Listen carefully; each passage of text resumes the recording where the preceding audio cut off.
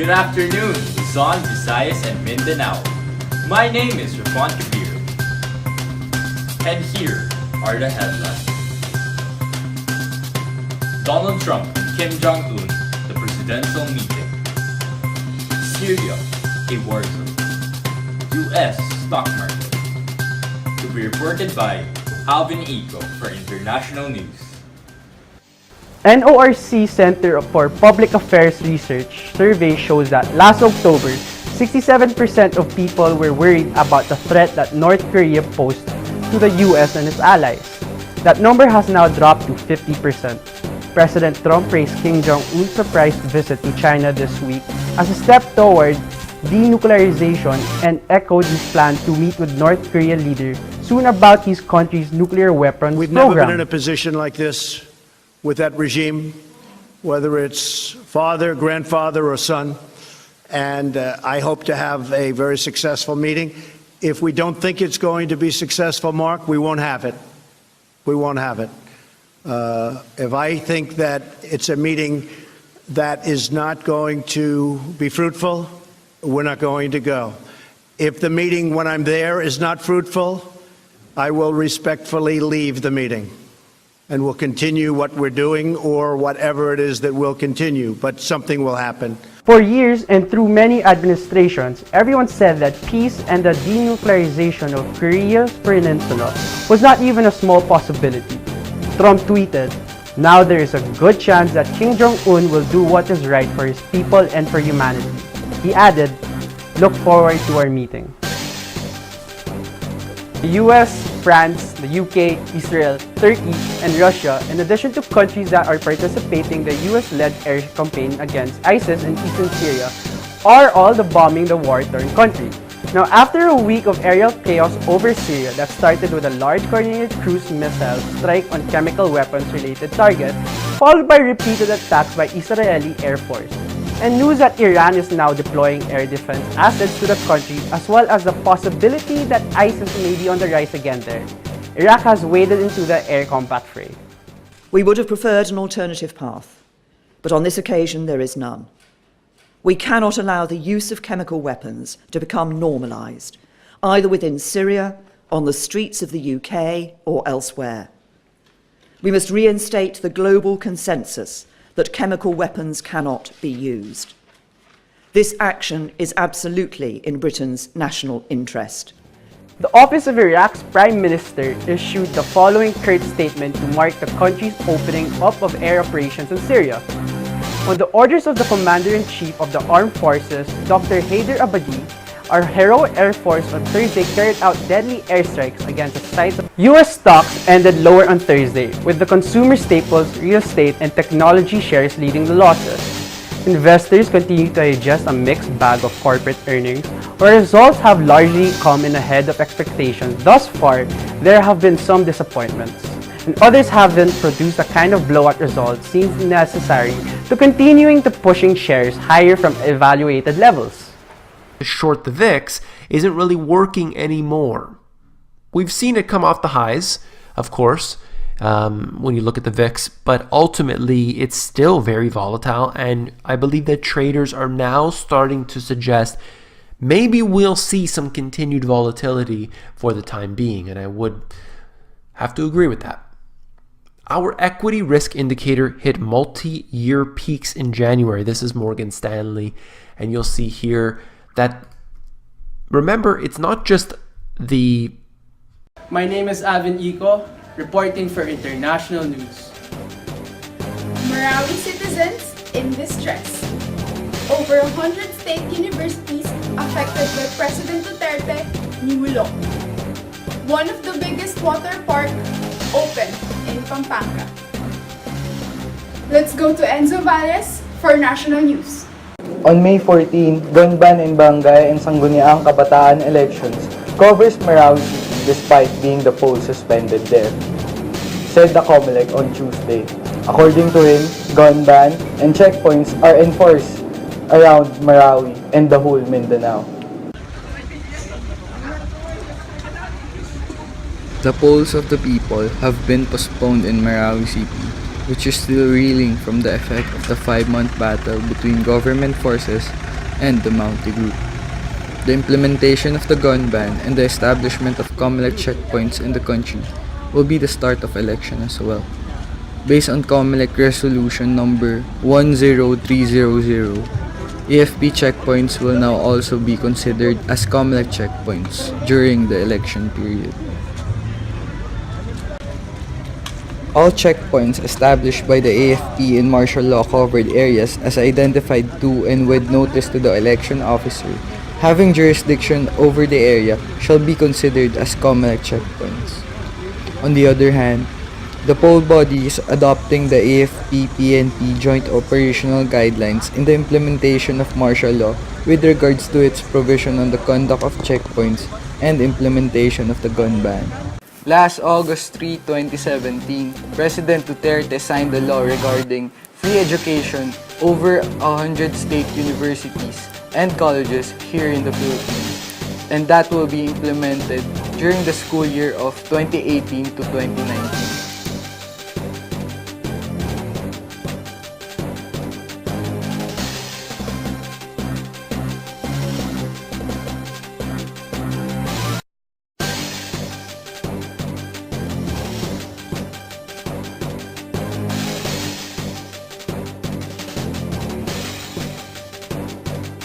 As early as 5 a.m., the people started gathering outside Aquaplanet over the weekend, anticipating its opening to the public at 9 a.m.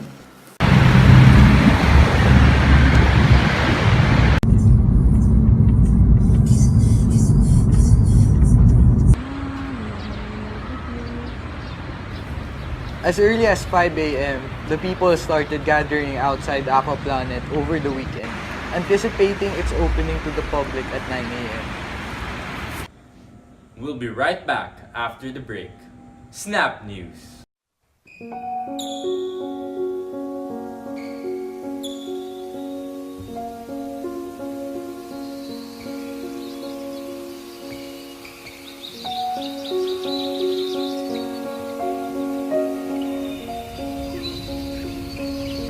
Ano ba kasing ginagawa mo kanina? Hindi na ako pinapaya.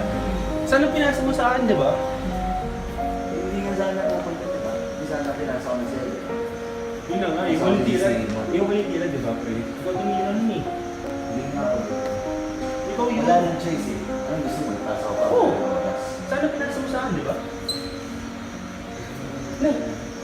Sumusobra ka na.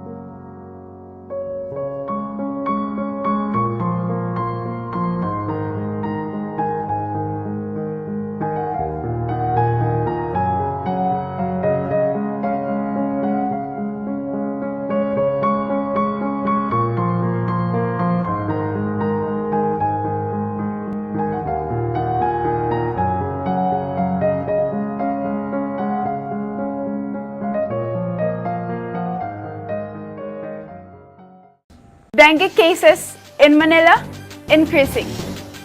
A newly opened superstore in Daanghari. Non-stop traffic in Las Piñas.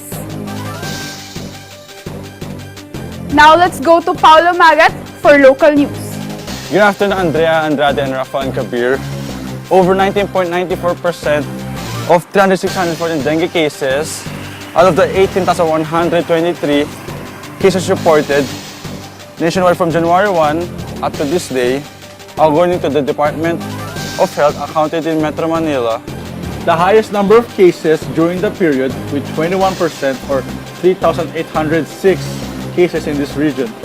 According to Mariel Medina, latest DOH data also showed 12 deaths to dengue were recorded in Metro Manila during the period. Brace the heavy traffic today, Monday. As of this time, light to moderate traffic here in Alabang Zapote Road, intersection in this area because rush hour here are so much car in the road. Expect heavy traffic all the way to Las Piñas. Muntinlupa and Las Piñas, traffic management is trying their best to control the traffic and maintain peace and order on the road. We are here right now at the newly opened Landers Superstore. Along the Anghari, it is being visited by many families today.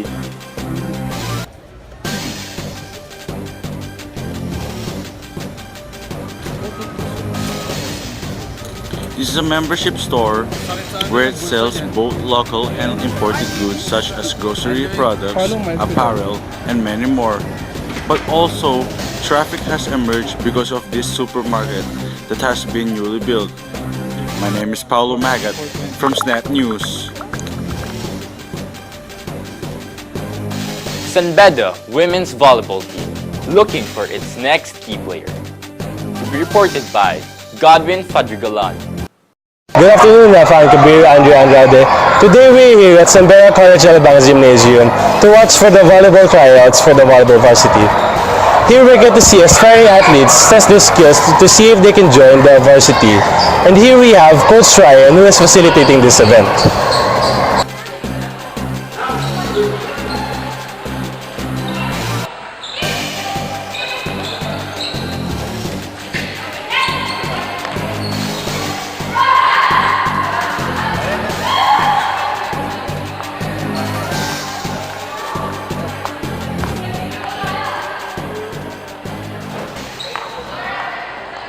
So kanina nagkanda kami ng tryouts. Bale yun, day 2 na yun.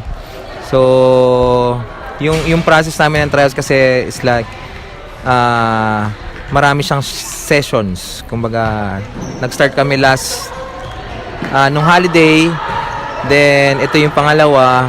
So may mga pumunta naman. So okay naman.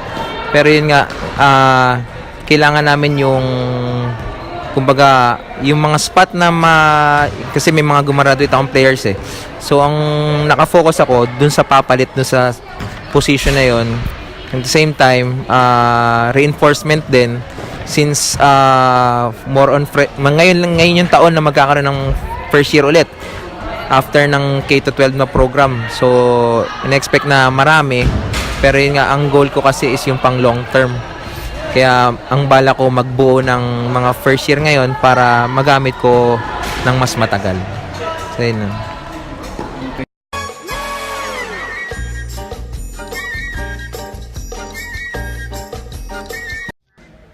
Despite being a love team with Julia Mariano, Joshua Garcia complimented the female netizen which angered the fans. This move made by Joshua Garcia received a lot of bashing hate from his bashers. It was a misunderstanding where he stated that he did not initiate any conversation. He just complimented her. But it doesn't end there. A recent picture posted on Twitter where the post was hanging Julia Mariano with the television. This is Jason De La Cruz reporting for Celebrity Gossip. Isn't it hot in here? Why don't we find out what today's weather report has in store for us? To be reported by Andrea Ferrer. Welcome to the weather report. This is Andrea Ferrer. There was a sudden increase of temperature, which is approximately 36 degrees Celsius, but don't expect to get any colder.